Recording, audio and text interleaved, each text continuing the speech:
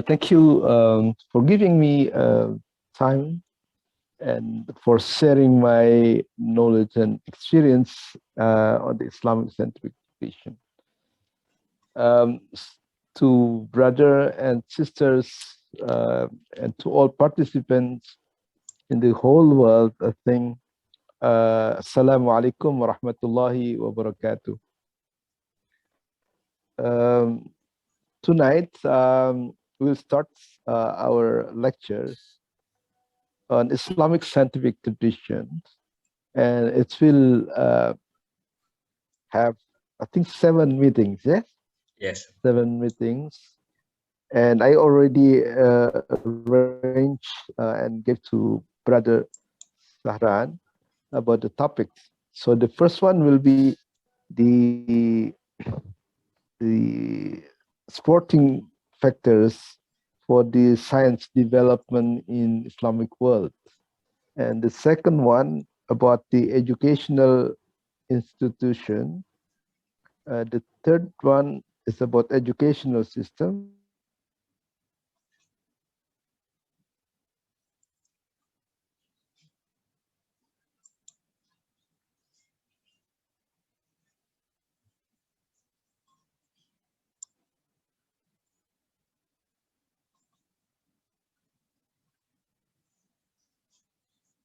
And the fourth one, and so tonight we will have a topic about the sporting factors for the science development. But I'll start with the challenge of the Ummah, the problem that we have, especially in Indonesia and in the Malay world today. I describe Muslims in the Southeast Asia or Malay world as the sleeping giant. I wrote my book in the 2015, and the time we have survey said that Indonesia is very low in the uh, in the world education. So I said in the time that Indonesia, and we can talk generally South Asia, as the most populous Muslim in the world. But in terms of scientific advancement and also the achievements, I think we left behind, far behind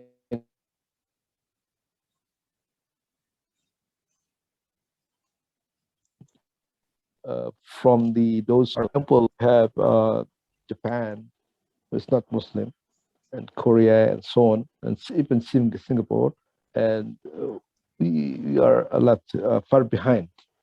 Um, and so I described the Muslims in this part of the world as sleeping giant. Yes, uh, it's a great. We have a great number, like giant, but not in quality, not in the substance.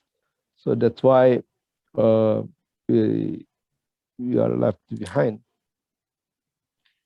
And so I said to myself, what's going on? What is the cause? Why you are so big in number, but so little in achievement compared to other uh, countries? So I said that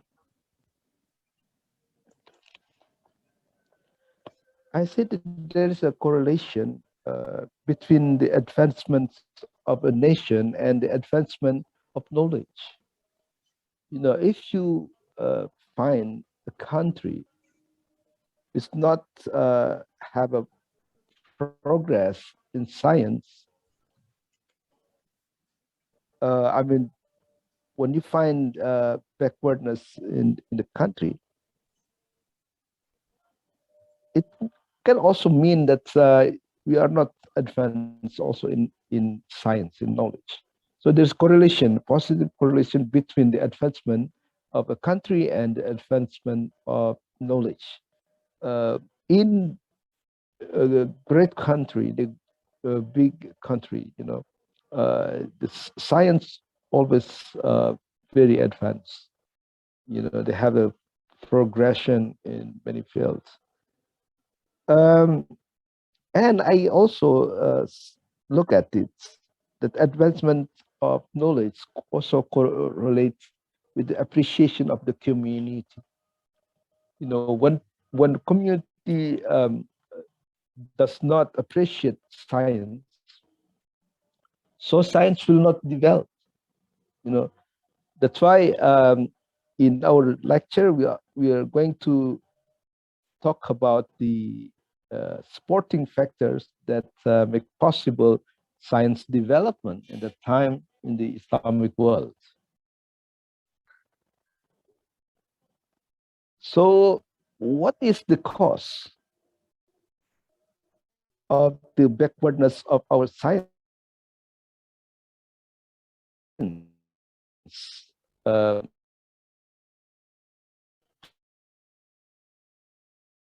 today? Advancement. I said that it could not be Islam could not be the cause of the backwardness of knowledge. When some people say, Muslims especially, say that Islam does not compatible with science. So Islam was accused as the like obstacle for science development. I said no. Islam could not have been the cause for this backwardness. Why? Because in the past, we are the leader of scientific advancement in many fields, in science, in technology, in philosophy. When Europe at the time, the West at the time was the dark age. Okay, so if Islam was the cause of this backwardness, so there will be no Muslim anywhere, anytime that will have that progress in science, right? But the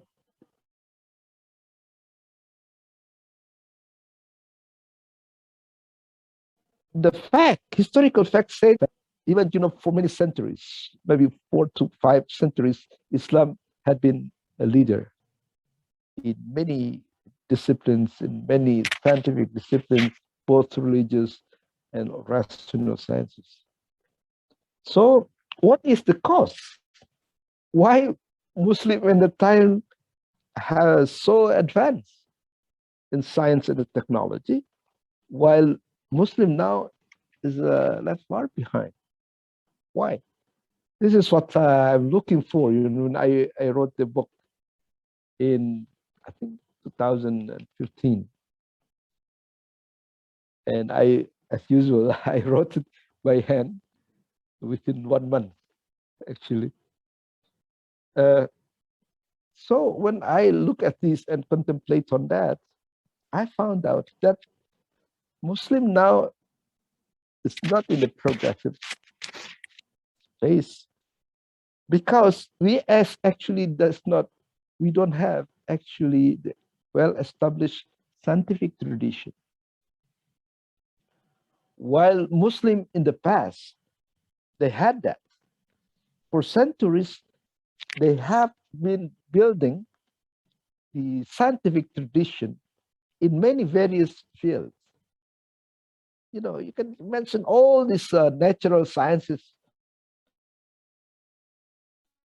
right? And mathematical, metaphysical, even religious, theology, philosophy, mysticism, all are very advanced. And really, we led the world at that time. Okay. Now, Western people got the substantive, progressive achievement in science. Why? Because they have established their own scientific tradition, right? They have that. Now we learn to the West. But we have not yet achieved the level. We are just in the middle way for that. While we also forget our scientific tradition, our Islamic scientific tradition.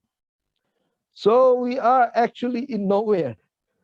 We, we don't master Western scientific tradition, nor did we master Islamic scientific tradition. Okay, so now I found one of the major causes of this backwardness. That is the lack of well-established scientific tradition.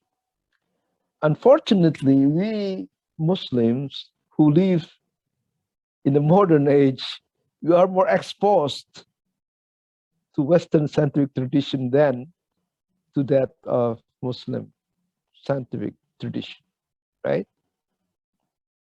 For example, we know more about Western scientists rather than Muslim scientists, right? We know more Western philosophers, and we are so proud of mentioning their name and their theory, right? But do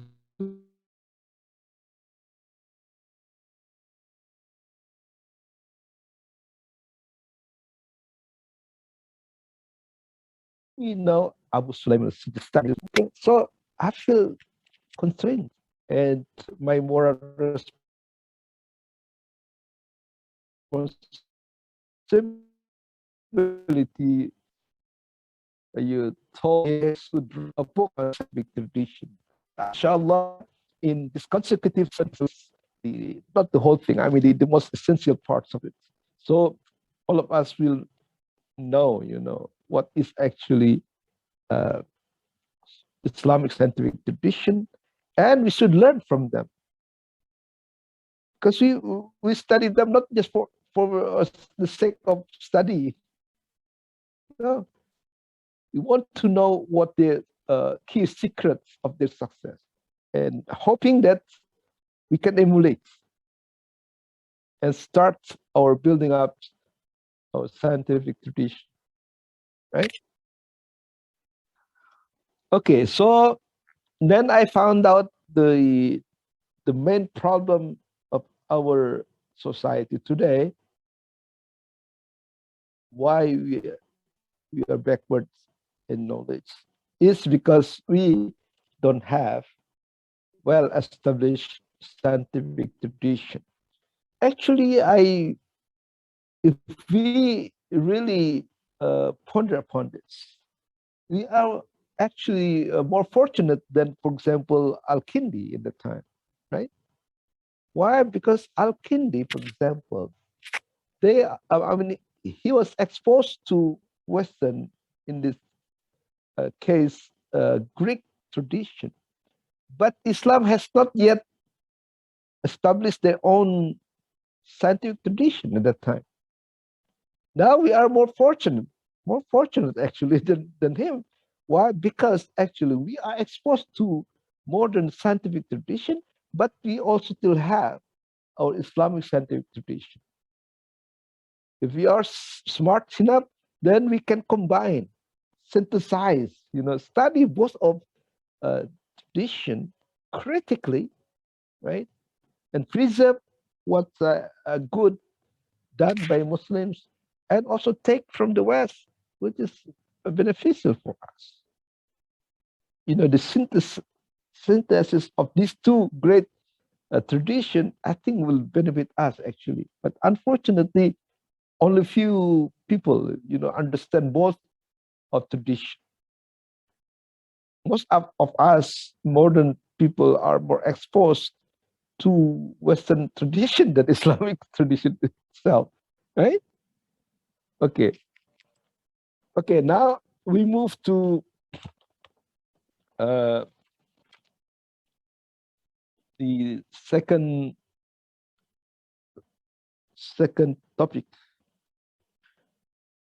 which is the supporting factors for science development. Okay, So actually, in the whole lecture, uh, we want to mirror the past in order to seek this key secret of their success and how to emulate it. Okay, now we are talking about supporting factors for science development. Maybe one time, or certain day, we wonder how Muslim people at the time, Islamic world, could achieve that great achievement in science development, right? It cannot be just like that. It should be reason, should be factors that supported the evening. I mean, happening the event. So I tried to find out, to identify at least three factors that make it possible the development of scientific enterprises and development in Islamic world at that time, the classical, and we call the golden age of Islam. First, religious encouragement. I don't know another other religions, but when you look at Islam, Islam is very emphatic in urging his ummah, its ummah, to seek knowledge. There's no wonder why Prof. Datuk Osman Bakar uh, have written and said like this: Islam is actually the religion of knowledge. Why? Because Islam has emphasized, put emphasis on the necessity of seeking knowledge. If you look at the hadith, for example, this hadith by Rasulullah Sallallahu Alaihi Wasallam saying that talabul ilmi faridatun ala kulli muslimin wal muslimat. Okay, seeking knowledge is incumbent, wajib, fardu, for every Muslim, male and female. See, this is religious duty actually for us. But most of us don't take it seriously. Right? If you don't read, for example, one day, or write one day, or 2 days, or 3 days, you don't feel any guilty. You don't feel guilty. Okay, why? Because we don't take it seriously. That it is religious duty for us to seek knowledge, as the hadith said. Okay, I think Muslim scholars in those days, glorious time, the golden age of Islam, took this hadith seriously. So they're really eager to seek knowledge. And you can see from the rihla, from the journey, for meeting not only 100, but 1,000 teachers in long distance. Okay, compared to us, even when your teacher are just your neighbor, you barely visited him, right? What is the spirit? Go. Okay. Another hadith. اطلب العلم من المهد إلى اللهد.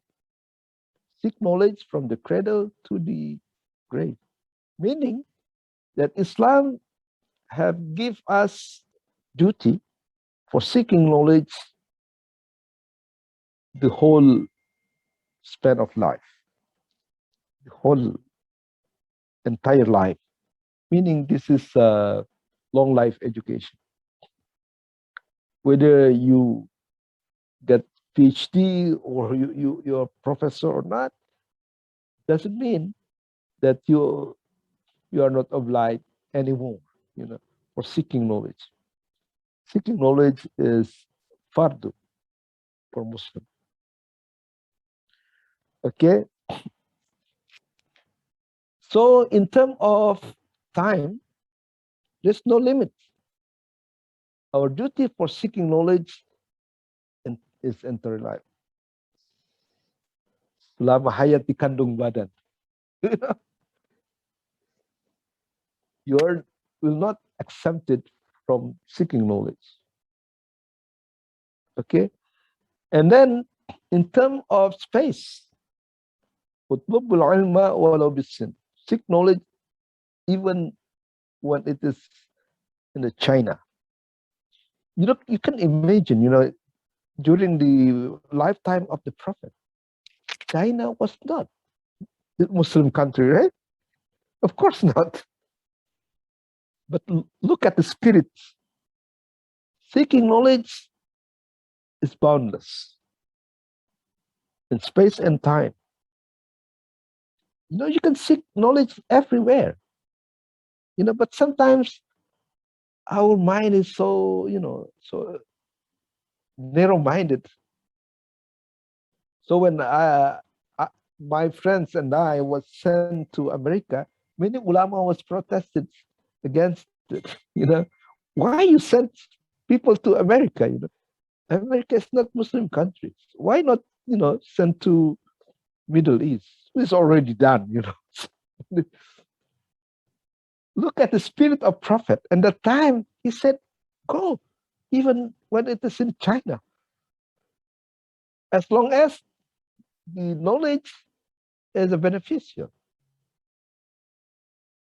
Because China, of course, in the time, one of the most advanced in science and civilization. They have a great civilization. But I guess that China is not really China. This is meaning it's the end of the world, actually. So you can seek knowledge everywhere in this world, right? So seeking the obligation of seeking knowledge is boundless in time and also in space.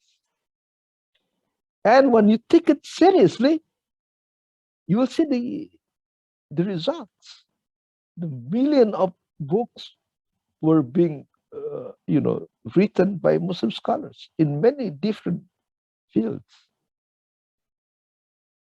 Okay, so that is from Hadith. And what is the support from the Quran?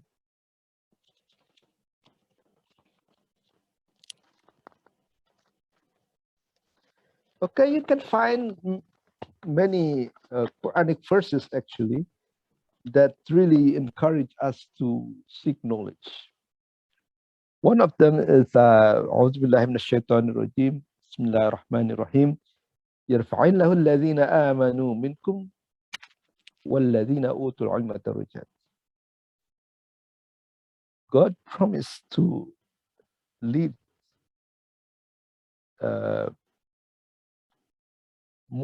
those who believe and were given knowledge certain darajats, certain degrees.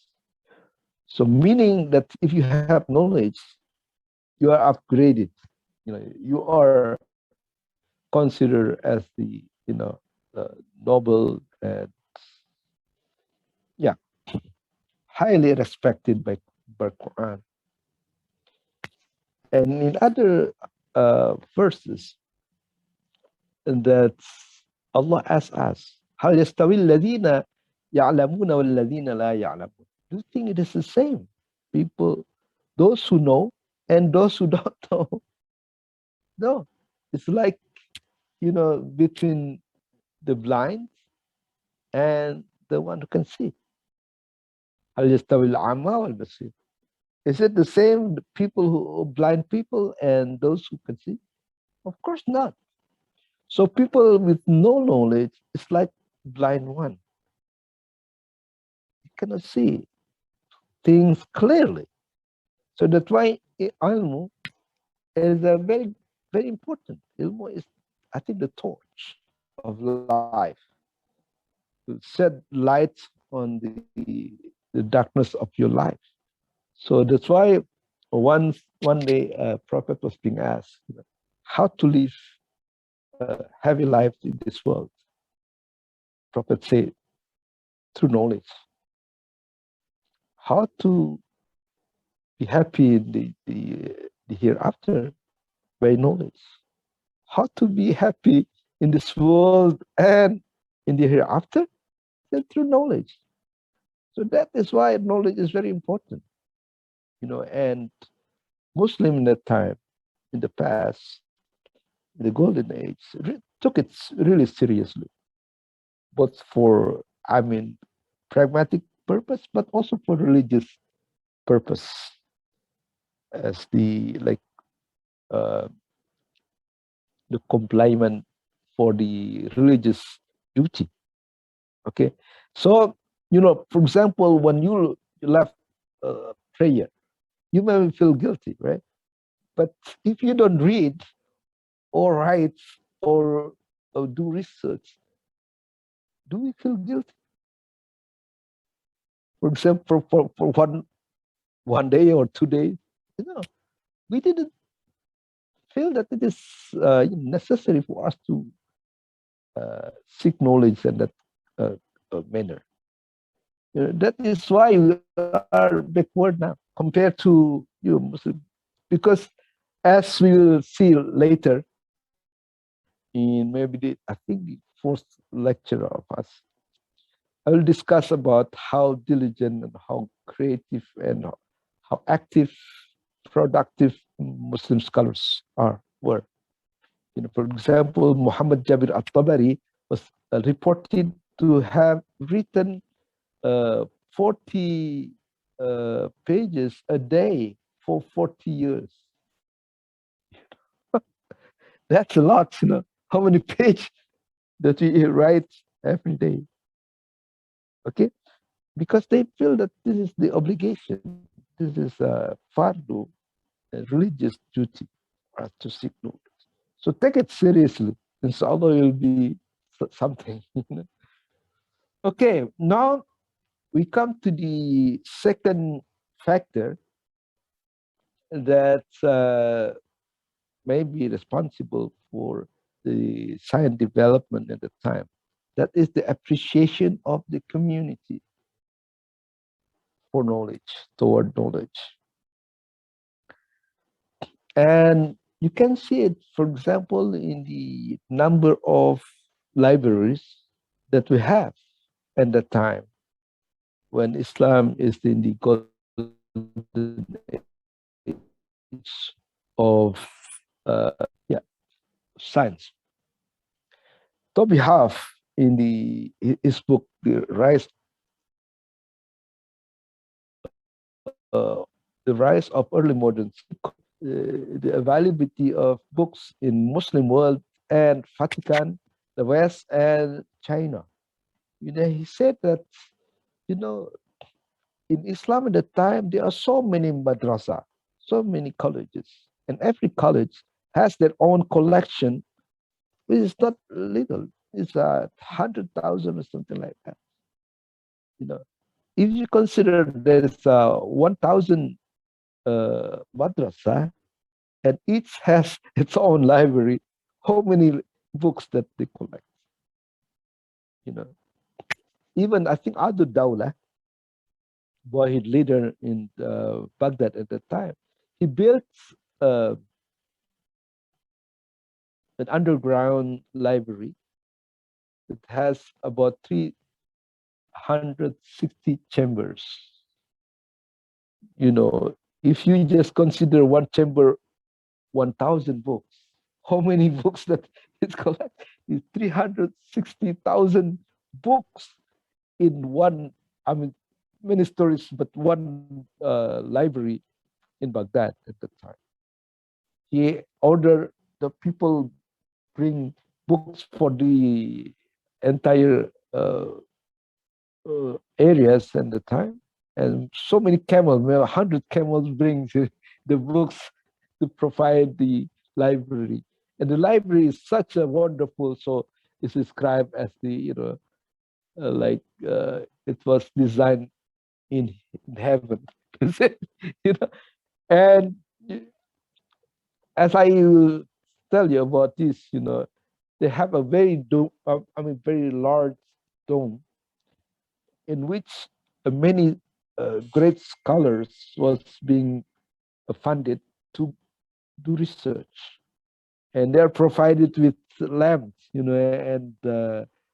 and oil, so they continue reading during the night. So compared to the West, Vatican at the time only have they had only 3,000 books. And in China, I said that after collecting so many dynasty, the collection of so many dynasty, about 10,000. While in the Bait al-Hikmah itself, already it had already 400,000 books. And in Darul Hikmah in Egypt, there's about 1,200,000 books. Just consider only in two libraries, we have already 2 million something, compared to the West. That this is because they appreciate knowledge, right? If they don't love knowledge, how can they have so many, libraries? Not only in the madrasa, but also in palace, in the mosque, they provide very great library. Okay. And the second one, they also have the society and also the ruler as a very great appreciation toward the men of knowledge, the ulama. I still remember when I read that when Fahruddin Ar-Razi, of course, the great Muslim theologian, was invited by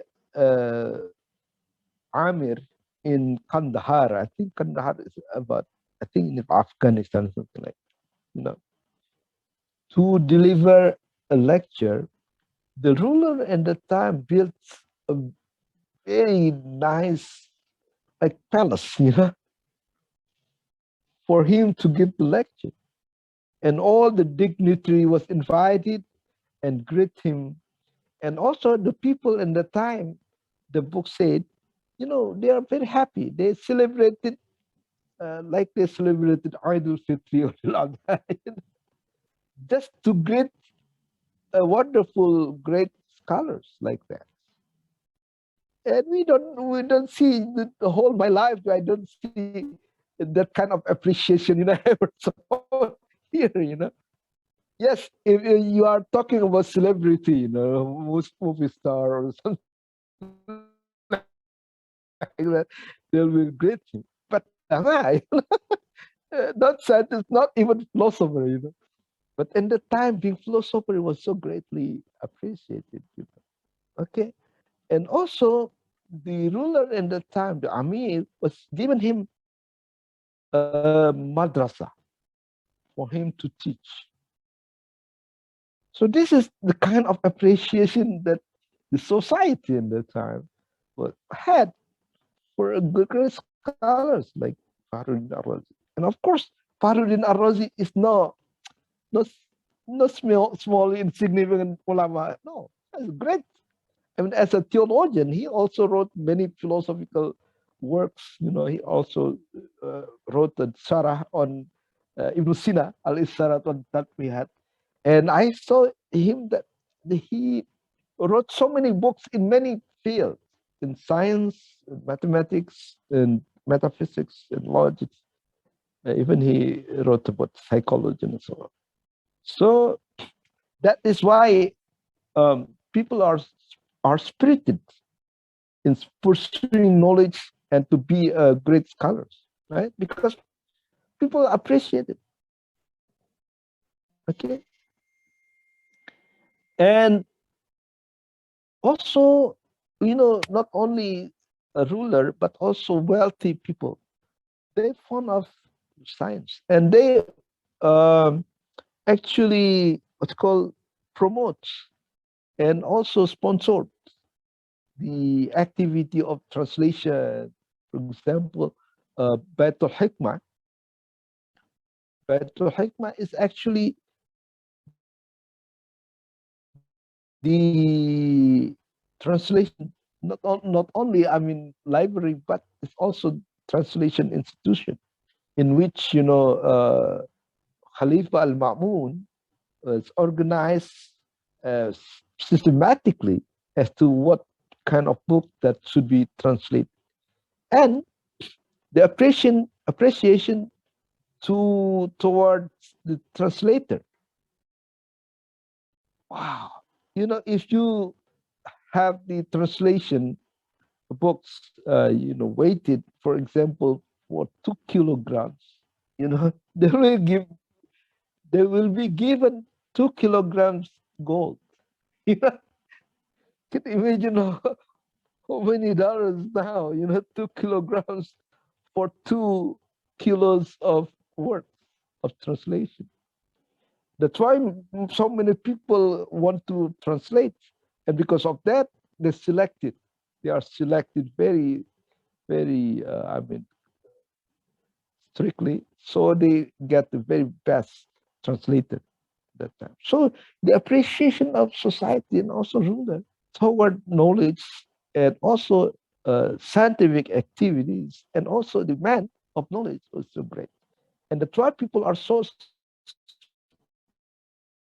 spirit. They have a very great, spirit for seeking knowledge. Okay. Now the third one is the royal and governmental patronage, and this is the last factors.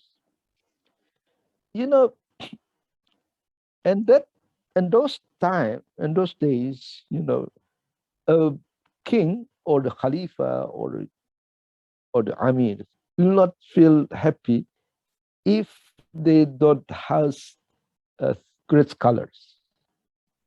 That's why, for example, Al-Ma'mun al-Mutawakkil, I think, he invited Al-Kindi to his palace to works, scientific works, to do scientific works. And Al-Kindi was given a huge library by Al-Mutawakkil, and called Al-Kindiya, the Kindian library. And for the result is amazing. He wrote about 270 books, as reported by George Atiye. 270 books, is a lot, and covered the whole thing, the whole range only was known in the time, from logics to natural sciences to mathematical sciences to metaphysical sciences, and also, that Ibn Rus also was invited by uh, Muwahhid, Muwahhidun, the ruler at the time, to commit the to write commentary on Aristotle. So he was well known in the West as the commentator of Aristotle. And this is because the ruler himself was really interested in philosophy. And when Ibn Rus asked by by Ibn Tufail, the author of Ibn Yatzon, uh, that the king asked you to write commentary on Aristotle, Ibn Rus did not reply right away because he didn't know whether this is a trick, or whether the ruler had a genuine interest in philosophy. But when he was convinced by Ibn Tufel that the king really had the genuine interest in philosophy, and he got the trouble, difficulty in understanding the books, then he committed himself to write some not some, many, many commentary on Aristotle works. It's not only one kind of commentary, but three kind of commentary. So the short one, the middle one, and the long one, the tafsir. So, for example, metaphysics was commented in three types, you know. And this is because the ruler at that time really appreciate uh, great scholars like uh, Ibn Rus, and even Ibn Sina also was invited by Alauddin or something like that. And of course Al-Farabi also by Samsudawla, something like that. Okay, so this is the appreciation of the royal and who gave the patronage to great scholars like Al-Kindi, Al-Farabi, Ibn Rus, and something like that. Okay, and uh, also the second one, and there are three. The second one is establishment of scientific academy and or college or madrasa. You know, uh, as we will continue, next week's about the educational institution, we are talking about madrasa, about the also academy. But I just want to show you how the patronage will work.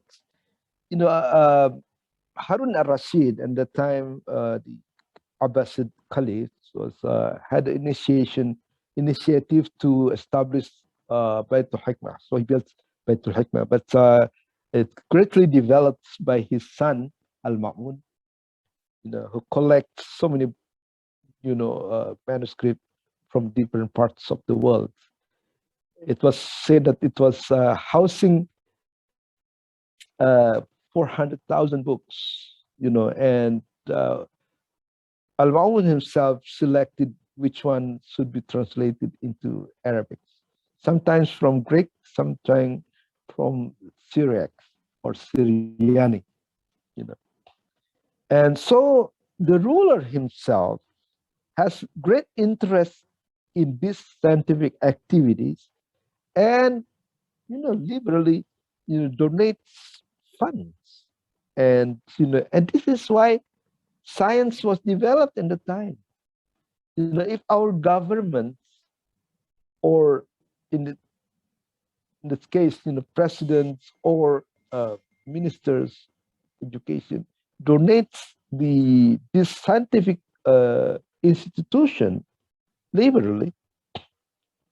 So I will say that science will develop, but nowadays it's very difficult to get fund. For example, I established a CIFSI, Center for Islamic Philosophical Studies and Information, and it's very difficult for us to get fund because people it's easily to give us money for building musalla or or orphanage house, then to translate the books, because our center was directed into translating the Arabic books into Bahasa. It's very difficult. We experience difficulty of that. Of course, it should be done by governments actually. Whether it is governor or maybe minister or something like that. Why? Because this is the reason. This is the secret why Islam or Islamic science was developed in Islamic world, because the generosity of the interest of the ruler at that time.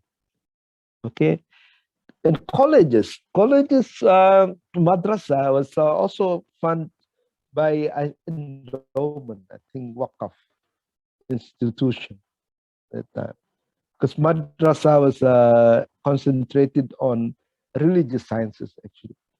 The most well-known madrasa, of course, Al-Azhar, which is the oldest, I think, built in 9th century. But the more famous is the Nizamiya madrasa, built by Nizam al-Mulk. In many places, Nizamiya madrasa was like system, like in California, University of California at Davis, at Berkeley, and something like that. So Nizamiya madrasa was established in many places. For example, Al-Ghazali, first you entered the Nizamiya college in Tus, Masad, and then went to, I think, Isfahan. And then finally he became the head of madrasa in Baghdad. And of course, this is sponsored by prime minister in the time. Okay, and also another one called Al Mustansiri. Al Mustansir is the second last uh, second last caliph of Abbasid. That he established a very good, very big madrasa Mustansiriya, which still exists until now, actually. And the different being that in the Nizamiya madrasa, only one mazhab in fiqh was being taught. This is Shafi'iyya or Hanafi, one of. But at Mustansiriya, um, four of mazahib was being introduced. And the Khalifa was specify a certain, appointed certain professor for certain mazahib.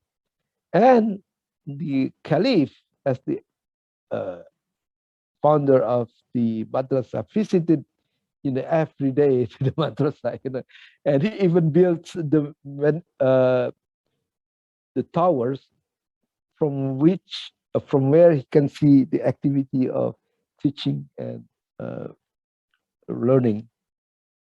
So this is the dedication of the ruler for sponsoring and you know uh, patronage the scientific activities and institution, as we'll develop.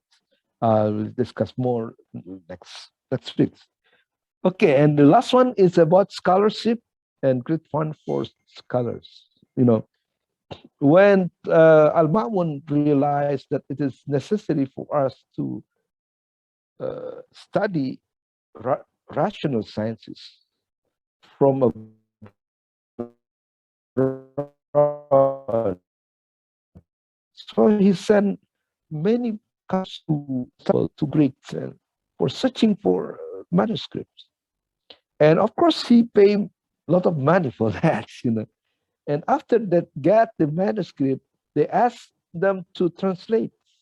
And you can, I told you already how they pay the translator. And one of the great translator was the Nestorian Christian Hunan bin Ishaq. So at the time, Christian, Jews, and Muslim worked together for building up a great Islamic civilization. They respect each other. And Hunan bin Ishaq, of course, contributed so many because he understand very well Greek and Syriac, and being Arab, so he translated into Arab so many books in philosophy, in medicine, in science, in mathematics and so on.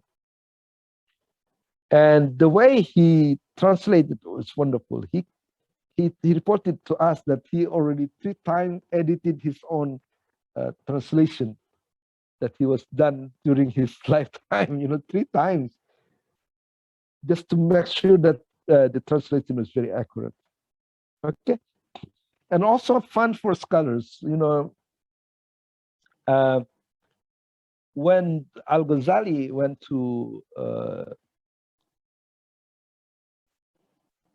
Isfahan or something, yeah. He was got scholarship actually. So he went from Tus to that place and met, of course, Imam Haramain in that time. And so the ruler and the leader in that time was very generous, for giving the students fund. And of course, as I mentioned, other Dawla also give money to those who want to do research in his library.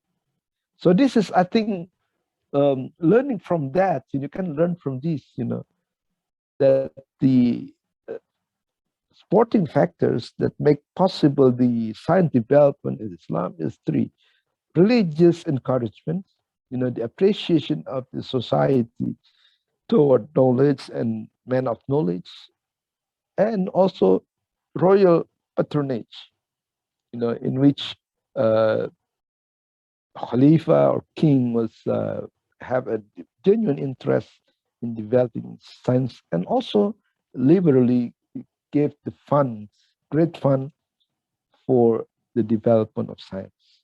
So I will stop in here. I hope that will give you some benefit information. So if you have any question, please don't hesitate to ask to us. Thank you very much. Kurang lebihnya saya mohon maaf. Billahi taufiq wal hidayah. Assalamualaikum warahmatullahi wabarakatuh. Waalaikumsalam warahmatullah. Thank you so much, Prof.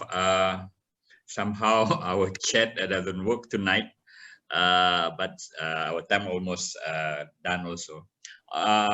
Prof, I read that the Mongol invasion and destroy of Darul Hikmah is not really of course it is real, but there are other libraries, the part of Muslim world who survive, not affected by the Mongol invasion.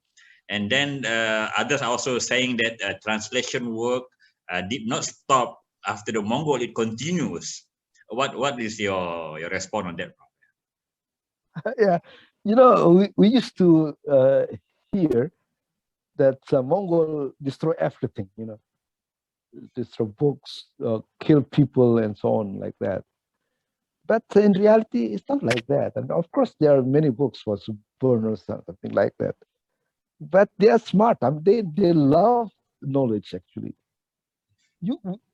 We are barely informed where Hulagu Khan after he sacked Baghdad. Where he went? Do you know? Most of the don't know. I think maybe he disappeared, something like that. No, actually he established called Ilkhaniya dynasty. Oh yeah. And only 1 year after he sacked Baghdad, he established Maraga as the capital city of Ilkhan dynasty. And he actually asked Nasiruddin Tusi to be the director of the observatory in Maraga and established a scientific center housing 400,000 books, and invite 38 great scholars in different fields. So that's why actually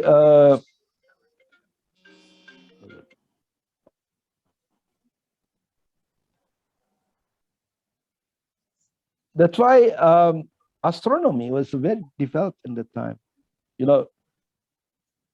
because one of the disciples of Nasiruddin Tusi, Qutbuddin Siraj, he continued his writing on many fields, especially astronomy and also medicine. So 38 scholars work together in make a progress in the science. So it's not true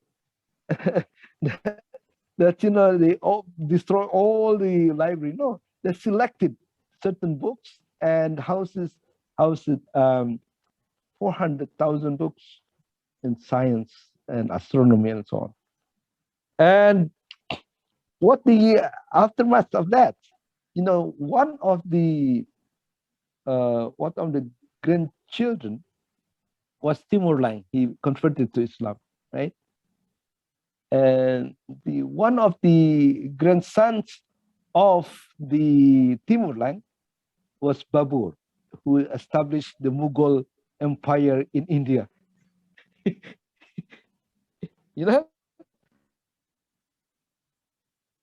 Hulagu Khan himself was asked to convert it to Christianity, but he didn't. He's still Buddhist. Okay, but the progeny of him, became Muslim and become the great leaders after the sack of Baghdad. We have the establishment of Mughal until until 18th century, right? And also Usmani, actually also from that kind of Turkman, yeah. So and also Safawi, somewhat related to Mughal also. So we have to rewrite or straighten our history actually, because also people say that after the sack of Baghdad and the criticism by Al-Ghazali, science was not developed. No, it's not. It's not true.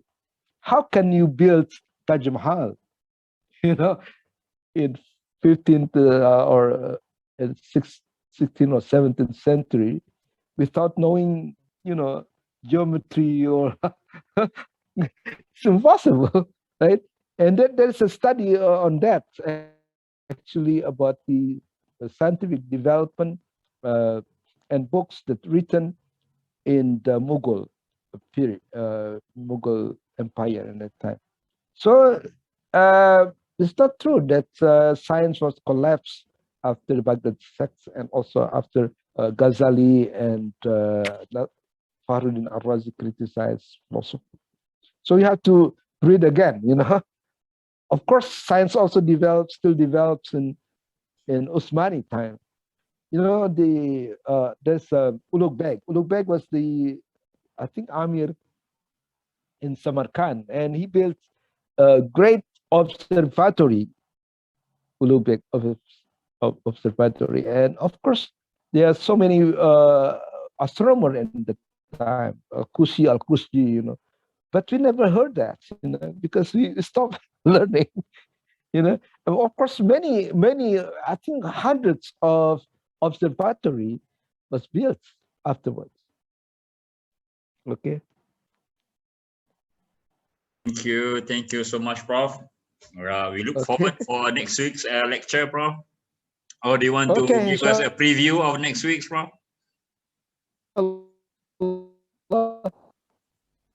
Yeah, that'll be about the educational institution. I will talk more about madrasa and also about academy, like Baitul Hikmah, Darul Hikmah, and Talaza, something, right? And also about the hospitals, wherein there's medical schools, and in which people study medicine and so on. And also library and observatory and Zawiya. Zawiya was like Sufi Hanaka, like replacing madrasa at the time that was closed down after the Mongol invasion. So Zawiya took over the role of education, replacing madrasa at the time. Inshallah, I will give the some elaboration on that, and I hope that in the end we know better about Islamic scientific tradition, and we can compare to that of Western one. Thank you so much, Prof. See you next week, inshallah. We have after this Prof. Roslani, so